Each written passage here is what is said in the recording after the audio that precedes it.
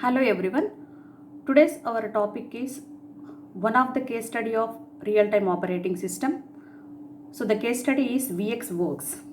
So here in this real-time operating system, the operating system it can be executed according to the time constraint. So nothing but here in this case the everything, so you are going to process each and every task based upon the rigid time requirements. So here in this case there are mainly two types of real time operating systems. The first operating system is known as hard real time operating system, and the second type of operating system is going to be calling it as here soft real time operating system. Then what is the difference between hard real time operating system and soft real time operating system? So in generally, a hard real time operating system means in each and every time the task completes based upon the time. So that what we are going to be calling it as here hard real time operating system. And the second type of operating system is here generally the soft real time operating system. So here in this case, where a real time task based upon executes based upon the priority of each and every task. So nothing but, so some processor or some tasks are having the highest priority and some processor or tasks are having the lowest priority. So according to the priority it is going to execute some period of time. So here in this case each and every task, so the based upon that priority and until it completes it is wait for till the completion of that particular task. So here in this case it purely based upon the priority and it wait for until the time to complete. So the type of operating system which we are going to be defined it as the soft real time operating system. So hard means here the task completes on time. The soft operating system means here in this case it the every task gets executes based upon the priority. So likewise we are going to define the hard real time and soft real time systems. So here in this case we should observe one of the case study of the real-time operating system. So here in this case the type of the operating system here it is going to be calling it as the VXWorks. So the what is the general thing which we are going to be observed for VXWorks.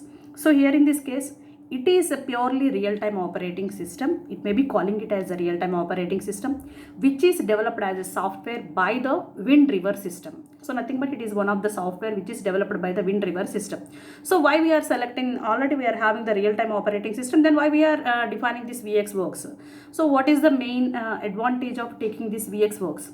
So why? Because each and every time we are working for the high performance. Nothing but for if we are going to develop any kind of system, the overhead must be less and the high performance must be high. So and in this case in real time operating system generally we use the structure of Unix like structure. So here in this case it supports the purely supports the Unix like operating system, and it is scalable. Nothing but we should need the storage space, high amount of storage space for RTOS, and it can be support the Pentium Intel X processor, and it should be suitable for designing of the embedded systems. So and it is ultimately it is having the high performance. So why? Because why we are developing the VXWorks means so in order to improve the performance and to improve the storage space and supporting the embedded system design and architecture in real-time applications. So the best suited design is the VXWorks. So and purely it is a hierarchical structure, and it can supports the kernel mode execution, and all the tasks can be executed very fastly in order to run each and every type of application code. So here in this case, so we can observe the things of whatever the how you can define the major features of the VXWorks here. So observe, let us take one by one structure here. The one of the first feature, so nothing but it may be going to be calling it as the layer structure. So in generally if you are going to define any type of operating system, it indicates the type of structure. So here in this case here the structure which we are going to be calling it as layer structure. So nothing but here in this case it supports each and everything the networking concepts, the graphics concepts, microkernel concept, and nothing but internet communication and networking concepts. And along with that it can support the POSIX, nothing but here portable OS interface library of standard API which can be useful for running all the type of threads which are going to be generated in the operating system. So likewise we can develop each and every layer structure. So nothing but purely we are defining how you can execute the multitasking system. So it can be defined in the layer structure. So nothing but the real-time operating system is nothing but it is not meant for running only single task. It is meant for running multiple number of tasks, and the ultimate aim is the user level satisfaction. Nothing but so likewise we are going to implement any kind of embedded system. So here in this case, and the second case, we can observe the microkernel functions. So here in this case, what the exactly the kernel or the core operating system can execute here. The first major thing is here executing multiple tasks in the form of multitasking, and how you can execute each and every task. Nothing but which task can be executed first and which can be executed next. Likewise, in each and every time we are going to run the scheduling algorithm. Based upon the scheduling algorithms, each and every task can get executed.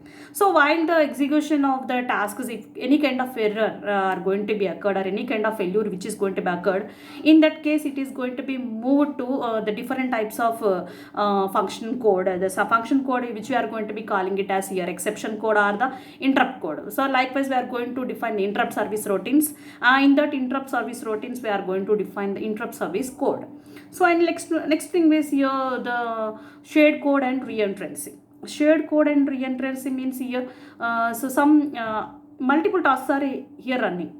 So nothing but each and every task is having its own task control block, and each and every task having, in order to run the code, it is having some kind of reserved memory. The reserved memory can be defined it as the stack. So in earlier videos I explained about how the stack can be generated here. So here in this case for every, in order to run the code or any kind of shared code, it needs some amount of reserved amount of memory. The memory that can be defined in the form of stacks. So likewise some set of tasks, all the tasks which are having their own memory, as well as in order to run the shared code there is also they needs the shared memory. So likewise we should define the shared code and the reentrancy. Nothing but if the task is not yet completed it in the specified amount of time, then automatically it should again take one more time and it can execute. So likewise you can run the reentrancy code here. So and next thing is here the inter-task communication. So nothing but multiple tasks are getting executing. So so we need the process to process and task to task communication in the form of the inter-task communications. So and the second thing we can define in the real time, wherever we can use the applications of real-time operating system by using the VXWorks. So we will discuss these things. First one is the features, and next one is the concept of running different types of applications. So we will move to the first thing is here in this case we can observe the layer structure. The first one is the layer structure. So here in this case the layer structure, so you are going to run the real-time embedded application. Nothing but you are going to run the real-time application code here. So what generally in each and every application, what it exactly needs here.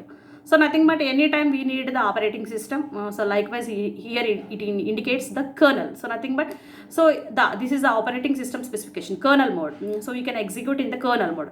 And second one is what it exactly needs in order to run each and every application along with the operating system, whatever the things we need. So in generally we need the multiprocessing. The first and foremost important thing is here running the multiple processes. So you can run multiple tasks or multiple processes based upon different types of scheduling algorithms, and according to the priority levels you can run multiple processes here. And the next thing is here, in order to whenever the tasks which are going to be executed and it can be send and receive the messages, we need some communication network. So likewise we need the internet concept. And the next thing is here graphics. So nothing but it is very important for the embedded systems. So why? Because here this is for the purpose of embedded systems. So nothing but if you are designing any kind of embedded systems using microcontrollers or microprocessors, so here in this case it needs graphics. Means whatever the design system is, nothing but ultimately it is meant for the user purpose. Nothing but the customer or the user can use that system. So here in this case we can test the customer is expecting more and more interaction with the embedded system. So here in this case we can define the graphics. And next one is you can run the Unix operating system and in networking systems.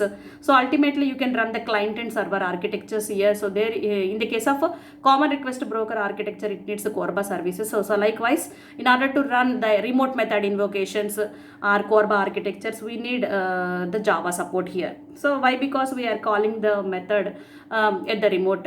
So for this purpose, there is interaction between the user and the server. So likewise, we are going to execute or run the code of the server and client program. So here in this case, we need the Java with the networking concept. So in this case, we need the Java support.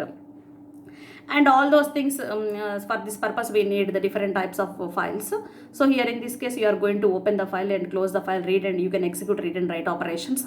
In all these cases, we need the file system here. And the next and foremost thing is here the implementation of the POSIX library. POSIX is nothing but here P for portable operating system. So P for portable, OS is nothing but operating system, and I for interface.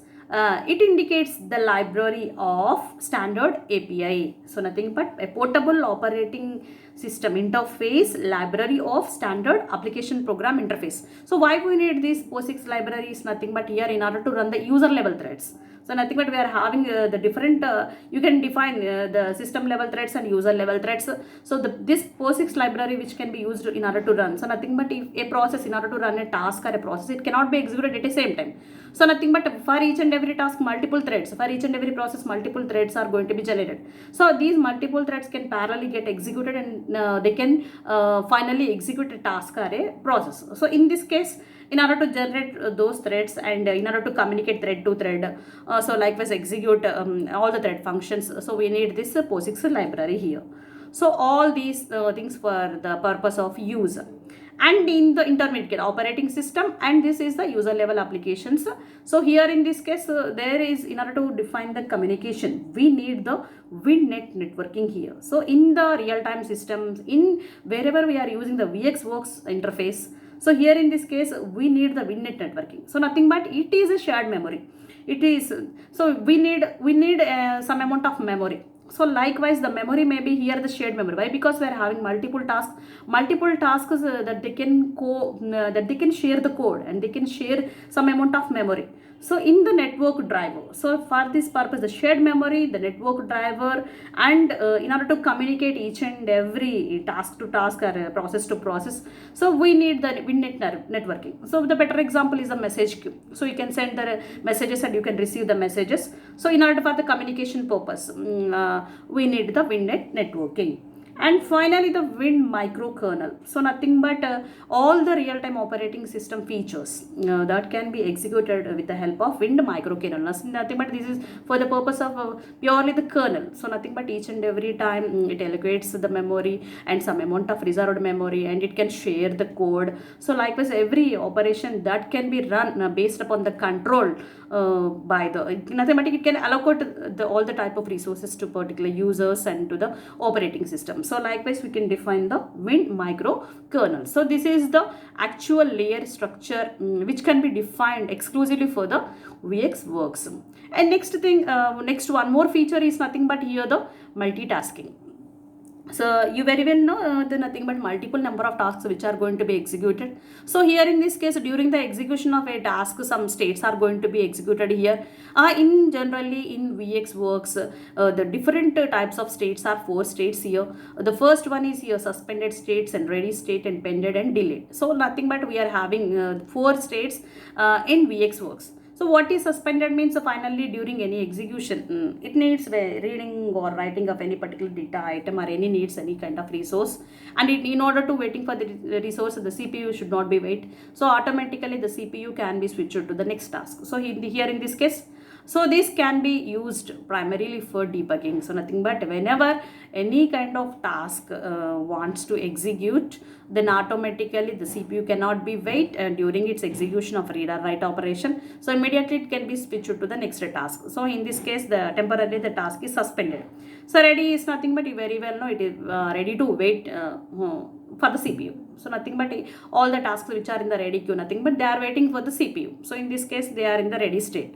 And pended state is nothing but it is waiting for a resource, but the resource is already blocked for some task, and till that some period of time it will be wait. So if the period of time elapsed, then automatically some error is going to be generated.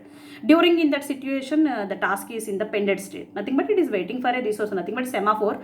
So then if the resource is not available, but within a particular moment of time it waits and it waits until if the time expires, then automatically some error is going to be generated, then the task is in the pending state.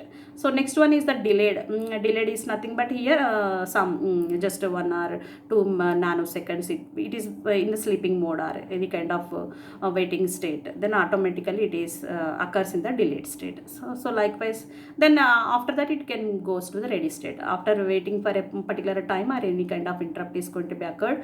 So then automatically it can move to the ready state. So nothing but here in this case, so everything you can simply observe these states of multitasking situation. You can observe generally with the context switching, what exactly happens in the context switching. So during whenever any switching concept is going to be occurred, automatically the task state is going to be temporarily saved into the task control block, nothing but within a stack how many number of instructions that it is going to be executed, what is its memory address currently, then automatically it can switching to the next task, means it loads and reloads the next task which is going to be executed. So likewise, if then automatically the second task gets completed, then it moves to again wherever the first task is suspended, then restarts the task and executes. So likewise, by defining the suspension and resuming, the 2 or more tasks can execute.